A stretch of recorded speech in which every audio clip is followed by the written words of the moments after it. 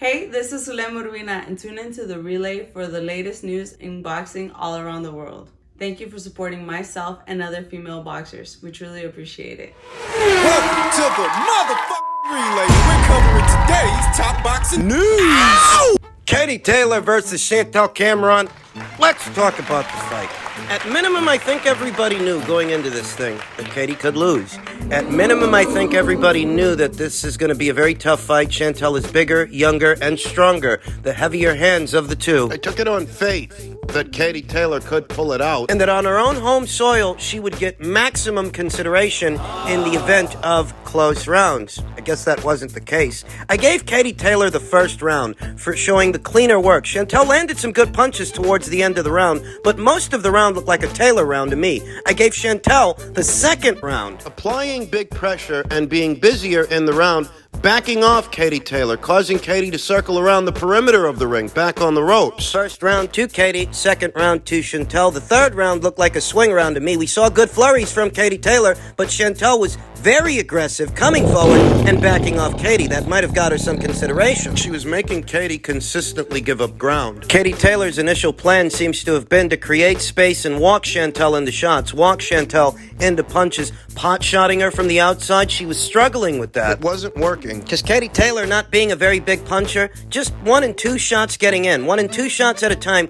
wasn't enough to discourage Chantel Cameron from coming forward. She wasn't putting a dent in Chantel. With just 1 and 2 punches at a time getting in, and Chantel's shots looked like the heavier shots. There was a lot more on them. Ahead of the fight, I told you. Chantel is the bigger woman, and even though she's not taller than Katie, much taller or much longer. Once both fighters are fully rehydrated, you'll see that Chantel Cameron is, in fact, the bigger woman. I gave the fourth round to Chantel Cameron. Knocked Katie Taylor's French braid loose. Bad optics for Katie in that round, who looked to have been coming apart at the seams. Bigger punches from Chantel Cameron, walking down Katie Taylor. There were some good exchanges, but the fourth round was a Chantel Cameron round for me. Gave the fifth round to Chantel Cameron as well.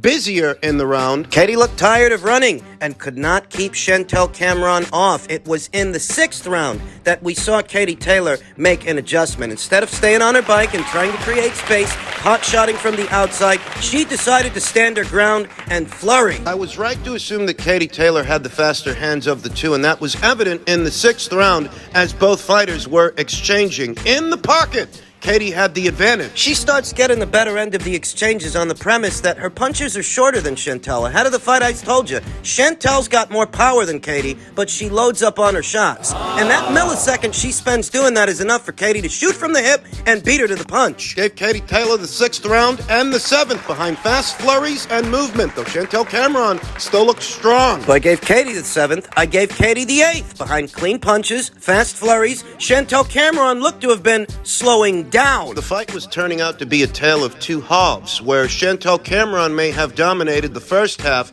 and Katie Taylor was dominating the second. Chantel took the ninth. Stronger work and busier in the round in the ninth round. And it was due to the adjustment that Katie Taylor made in the second half that she was really able to get into this fight. Instead of circling away from Chantel, instead of giving up ground, she decided to stand her ground. She's faster in the pocket than Chantel, and her flurries will find a home before Chantel's because Chantel's shots, they're wider. There might be more on them. There might be more power in Chantel's shots, but they're not finding a home before Katie's. And if Katie flurries, she can fluster Chantel Cameron. You're always hearing about how Katie Taylor is in decline, that there is some slippage, but she didn't look old to me. I think people are confusing Katie being in a hard fight with Katie being in decline. Being honest with you, she took the shots well, and she didn't look old to me as if she had lost a step. She just looked like she needed to make an adjustment, and she made it. And it was working. So I gave Chantel Cameron the ninth round, but I gave Katie Taylor the 10th. Her flurries were a lot faster than Chantel Cameron's, and Chantel looked a bit depleted. She looked like she'd slowed down. After the 10th and final round, I felt that Katie Taylor had done enough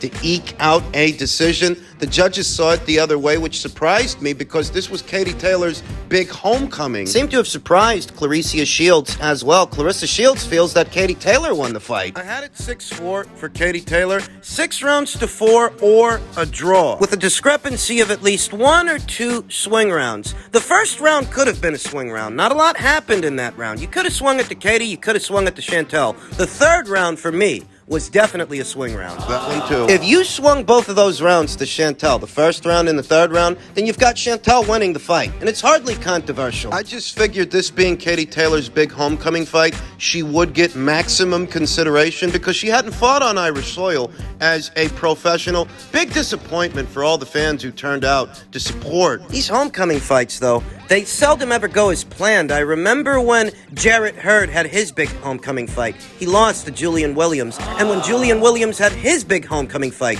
he lost to Jason Rosario. Katie has her big homecoming fight. She loses to Chantel Cameron. Though I won't play Monday morning quarterback, I thought that Katie Taylor would eke it out and win a points decision. I'm not surprised that Chantel Cameron won. This was never going to be easy. Judge's scorecard that resembled mine the most would have to be Craig Metcalf's scorecard on the far left. That's the one that resembles mine the most. I could have saw a draw. You know, but they gave it to Chantel Cameron, and it's bittersweet because I'm a fan of the both of these fighters, you understand. I'm a fan of Chantel Cameron. I have been for many years, and obviously, I'm a big supporter of Katie Taylor's. Could have been a draw. I feel like it could have been a draw. Katie Taylor suffers her first professional, albeit very dignified, loss as a professional. They're already talking about running it back, and they're talking about running it back at 135 pounds for Katie Taylor's belt. That doesn't surprise me. How many times did I tell you that if things don't work out for Katie, there may be a second fight? Congratulations to Chantel Cameron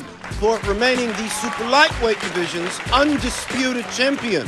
She has arrived. We then come to yesterday's more controversial fight, more controversial outcome, the lightweight undisputed title fight between the champion, Devin Haney, and the challenger, former champion, Vasyl Lomachenko, who in the eyes of many got jiked on the cards. He got robbed. I gave the first round to Devin Haney. It was a quiet round, but I gave it to him off ring generalship. He was more aggressive than he usually is, stepping into his punches, though he didn't really land anything of substance. He was front foot heavy, though. He was coming forward, and in my eyes, he controlled the first round. The second round, I gave the second round to Vasyl Lomachenko, who looked to have already started upping the tempo. There was an emphasis ahead of the fight that Vasyl Lomachenko can't spend 2 or 3 rounds, quote-unquote, downloading the information, that he had to get off to a fast start. and he did. In the second round, he was busier, throwing flurries. Backing Devin Haney off as he was very light on his feet and he landed good, clean shots, good, clean backhands. I gave Vasyl Lomachenko the second round and the third.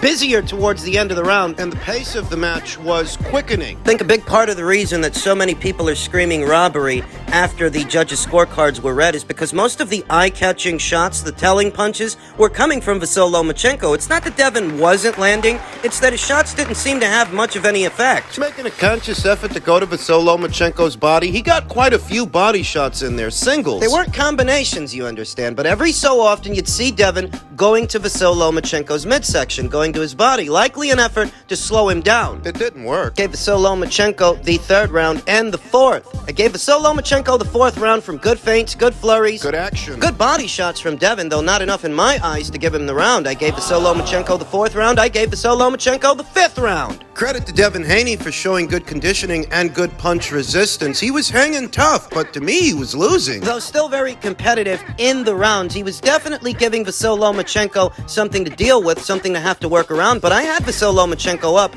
after 5. I gave Devin Haney the 6th round. He looked a lot better in that round than the previous ones, and he finished strong. Though still down on my scorecard, I think some will argue that the rounds themselves, even the rounds that Vasyl Lomachenko won, were competitive rounds and close rounds that could have swung either way. Some will argue that. And I'm not arguing that the rounds weren't competitive. I'm not arguing that the rounds weren't close in spots, though the overwhelming amount of people that took in this fight, professionals and pundits, People in boxing and people outside of boxing, they seem to be of the opinion that Vasyl Lomachenko got robbed. but he was clearly winning this fight, and all you've got to do to gauge that is read the room, read the responses, the post-fight reactions from the pros, pundits, and casuals alike.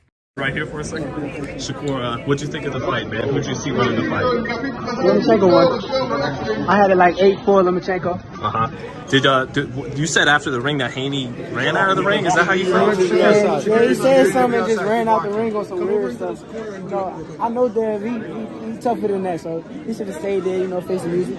So you scored. What was your final score on it then? 8-4 Lomachenko. Is it a robbery or is this a close fight that Nah, if you know? I thought it was Yeah. robbery. The go-to argument in these situations from the people on the other side of the aisle is you don't know what you're talking about. You don't know shit about boxing. It wasn't a robbery. Devin Haney won. Shakur Stevenson, an Olympian as an amateur and a two-division champion as a professional. You gonna tell him he doesn't know shit about boxing? But you do. I gave the 6th round to Devin Haney, and I gave Vasil Lomachenko the 7th round. Competitive round, but the eye-catching combinations were coming from Vasil Lomachenko. Devin Haney might have been hanging tough. Maybe it's a 5-2 to a 4-3 kind of fight, but it's 5-2, 4-3 in favor of Vasil Lomachenko, not Devin Haney. I had Vasil Lomachenko up after 7, Vasil Lomachenko up after 8. Much cleaner work than Devin. The pace may have been wearing on Devin. He's taking a lot of clean shots in that round. And he was clearly down on my scorecard. I gave Vasil Lomachenko the 9th round. Much cleaner work, much cleaner punches than Devin, and Devin's output had clearly slowed, breathing with his mouth open. The pace was wearing on him. He was losing this fight. He was losing this fight in my eyes, and apparently he was losing this fight in the eyes of many people. The people in attendance, the people watching at home. It's a robbery in a lot of people's eyes. It's a robbery, though. Anybody who picked Devin Haney, They've got the tough assignment of trying to convince people that it wasn't a highway robbery, that Devin legitimately won. 29. You surprised by the outcome? To be honest, yes. Devin, that's my guy. I was rooting for him the whole fight, but what was it? 116, 112? Yeah, it was crazy. 8-4, and then 2 judges had a 7-5. That was crazy. what are you going to do now? You're going to tell me Terrence Crawford and Shakur Stevenson, they don't know shit about boxing either. But you do. I gave Vasil Lomachenko the 10th round, figuring this is maybe a 6-4 to 7-3 fight in favor of Vasil Lomachenko after 10. There's no way, there couldn't have been any way in my eyes that Devin Haney was up at that point. He was losing this thing, and he was losing it wide. 10th round was a dominant round for Vasil Lomachenko. The 10th round, the 11th round. From where I was sitting, there was no way that Devin Haney could have been up after 10, after 11. No way. Inconceivable. And after the 12th and final round, after 12, I figured this is an 8-4 to 7-5 kind of fight, though leaning towards 8-4. Vasil Lomachenko swept most, if not all, of the second half. He won in my eyes. 8-4, 7-5. 7-5 if I'm generous. If I'm generous to Devin Haney. Maybe it's 7-5, but it's still 7-5 in favor of Vasil Lomachenko. So you can imagine my shock and dismay when the judges' scorecards were read and they gave it to Devin. Really threw me for a loop. Threw everybody for a loop. If you find yourself trying to argue the legitimacy of Devin Haney's victory, hey, sell that shit to somebody else. I'm not going to argue with you. All those people weren't booing after the fight, and the pros and the pundits aren't reacting this way because that was a legitimate victory. It wasn't. Not according to Shakur Stevenson, Terrence Crawford, Oscar De La Hoya. What are you going to do now? Quote the late, great Roger Mayweather that these guys don't know shit about boxing? Shakur Stevenson don't know shit about boxing. Right. Terrence don't know shit about boxing, and neither does Oscar. Is that it? But you do. Or is it simply that you picked Devin to win the fight ahead of the fight, and you're just happy that you got it right? Even if that means you have to endorse a robbery. Was recording artist Boosie Badass who said it best. I fuck with Haney, but I just watched the champ lose every round of that fight. No cap. Boxing is rigged at times. Have changed this shit is about money. I won money on Haney, but money can't make me lie. Refreshing bit of honesty from recording artist Boosie Badass. It seems to me that an overwhelming amount of people saw Vasil Lomachenko win that fight. Even people that picked Devin. Now, I'm not here to argue on Vasil Lomachenko's behalf. He's hardly the first guy I've seen get robbed on the card. Just telling you what I think. And if you want to know what I think, and you're here, so I'll assume that you do, I, like many people out there, I think he got robbed. And it's as simple as that. If your only retort to that is being obtuse or disingenuous. Unbeaten up-and-comer from right here in the US of A, Richardson Hitchens says, it's not a highway robbery, but Loma definitely won that fight. Regis Prograrius, two-time super lightweight champion. He says the same. He says that Lomachenko won. I don't claim to be an expert. I'm just a boxing fan, but I, like many of you, agree that Vasil Lomachenko won that fight, and for whatever reason, the judges scored it in Devin Haney's favor. The only way for him to beat this guy was to rob him on the cards. And the only way for your prediction to stick, the only way for you to get it right, is for this guy to get jerked on the cards, because a lot of people that know what they're talking about, not just people on our side of the industry, people in the industry, I think Loma won. It's bad for business. 2 weekends in a row, controversial outcomes that do little more than deter customers and discourage them from taking in boxing as a product. When the right guy don't win the fight, what they did to Barroso last week in the Romero fight, what they did this week to Vasil Lomachenko. Actor, public personality, and the other half of the 3 knockdown rule with Steve Kim. Avid boxing fan Mario Lopez says he had it 115 to 113 in favor of Vasil Lomachenko. People know what they saw, and when boxing seems less like a sport and more like a scripted drama, that deters customers because that's not what brought them to the table. That's not what made them buy a ticket or purchase a pay-per-view. When the right man don't win the fight, it has a palpable effect on the market. They knew this was Vasil Lomachenko's last crack at the apple, and as you can imagine, that pulls on some people's heartstrings. But this was his last chance. A Twitter account that goes by the name High Level Boxing says Shakur was there and said Loma won. Ryan was there and said Loma won. Keyshawn Davis was there and said Loma won. Bud was there and said Loma won. Sean Porter was there and said Loma won. Regis Prograrius, everyone knows Loma won. Great fight overall, but Loma truly won. This isn't good for Devin Haney's stock, you know. He could have lost that fight, and it would have been better for his stock moving forward than this. A dignified loss to where he performed better than some expected, better than I expected. His punch resistance held up. He didn't go down. He didn't go out. He took the shots well enough to hear the 12th and final bell. He went the distance, but he didn't win. No way. If you want to endorse this robbery on the premise that you picked Devin Haney to win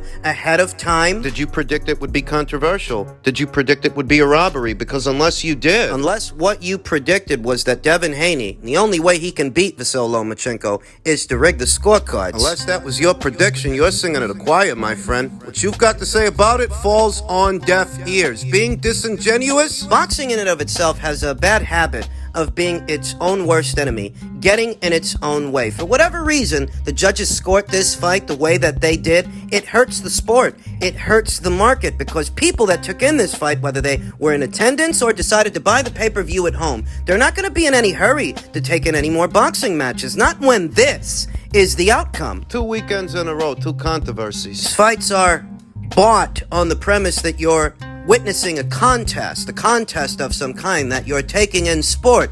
Oftentimes, boxing seems anything but a sport. They wanted to put that title in Rolly's hands, and they did, by any means necessary, and somebody wanted Devin to win this fight. Why isn't clear? But somebody did. The outcome, to many, is evidence of that, as the judges' scorecards are almost inexplicable. Content creators are going to try to endorse the victory with their pseudo breakdowns and their pseudo knowledge, their pseudo takes. Those people in attendance weren't booing after the fight, booing after the judges' scorecards were read because of what you're claiming, because of what you're saying, that Devin won. Then why are they booing? Why do so many professionals and pundits alike, casual boxing fans, why do so many people seem to be of the opinion that Devin lost? Can't be because they don't know shit about boxing. Some of these guys are fucking boxers. They watched the same fight you did, and the difference between them and you is that they're being honest and you're not.